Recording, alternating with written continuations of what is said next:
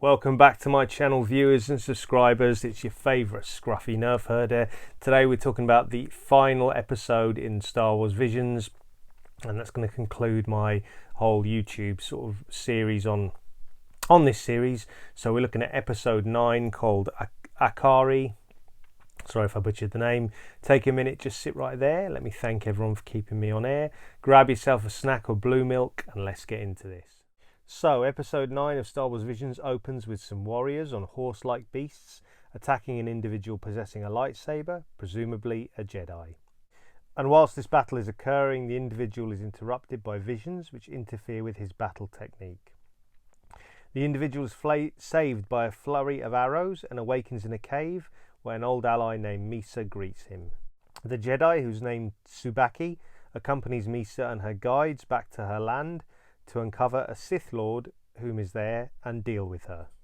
Tsubaki and Misa eventually confront Masago, who's the king's sister and the Sith Lord in question.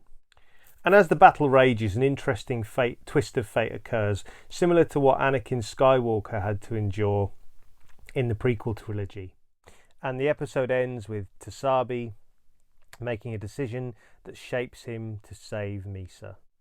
So the art style in this episode, episode 9, I felt was kind of similar to some things I've seen in Roald Dahl, and the quests that occurred for the characters in this episode, it kind of reminded me of stuff that you've seen in, say, Lord of the Rings or maybe Game of Thrones.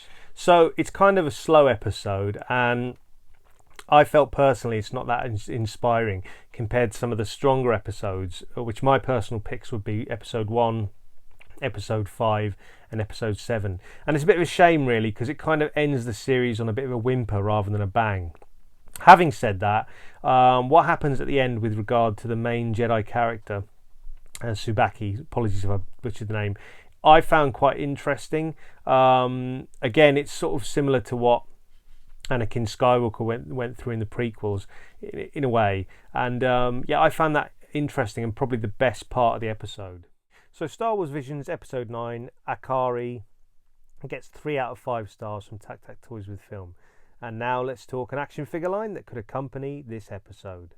So Jedi Tsubaki, his long-term royal friend Misa, and Sith Lord Masago would all make great action figures, and Masago's bodyguards would make great army builders for the line, as would the warriors riding beasts at the start of the episode who attacked Tsubaki. Bandai Realization might tackle these characters well, as they'll have a very samurai Japanese style in their animated look. However, Ya Boys Got Toys, a fellow subscriber and viewer to the Dan Who channel, mentioned Reveltech could make some great characters from this series, particularly his favourite characters from episode 4, which would lend well to the lightsaber fighting and dynamic posing.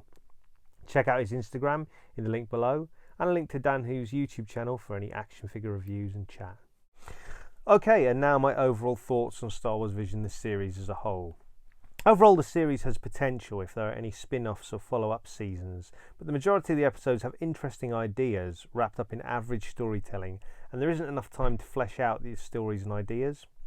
As I mentioned before, particular favourites of mine were episodes 1, 5 and 7, also being 7 episodes have not been quite as strong, but of worthy mention. And there you go, that's basically my entire review of Star Wars Visions, the series on Disney+. If you like this video, please like, comment and subscribe.